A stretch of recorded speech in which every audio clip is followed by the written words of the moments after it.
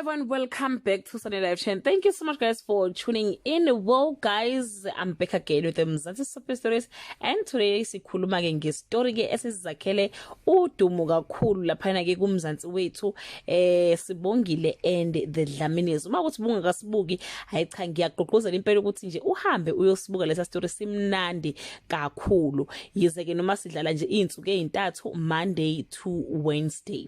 Nakho ke okuzobe ke kwenzeka kulenyanga kaNovember, bathi ke ukwenzo uzovulela uSibongile inhliziyo yakhe, amvulela isifuba, amtshele ngemizwa yakhe ukuthi ayibo ntokazi ngiyafa uthando lwakho.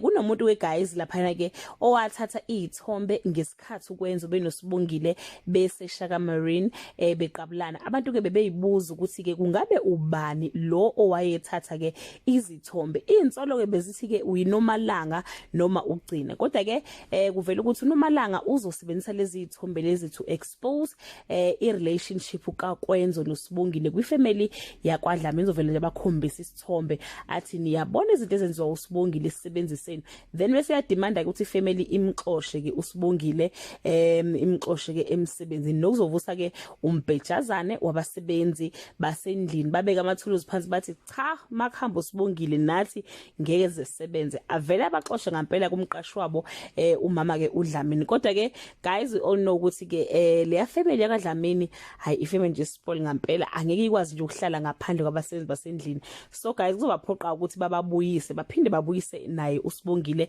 nokuzomcasula kakhulu makoti wabo ke uNomalanga. Lokho uNomalanga benogcina bazozama amaqhinga onke ukuthi ke badile noSibongile esayidini ke, and they will use anything umenza afile small uSibongile, I doubt nje ukuthi ngempela ungumuntu osifazane omfanele yini ukwenza izinto ke sizobe zimshubele kakhulu uSibongile kulenyanga, kanti ke naye ukwenza uzobe zimshubele njengoba ke phakathi ke he's caught between a hard place and a rock, or a rock and a hard place. Akazi ukuthi guys enze njani. Family ifuna ukuthi ashade noMalanga, kodwa inhliziyo yakhe ifuna uSibongile. That's all I have for today. Do leave your comment below and share your opinion. Bye.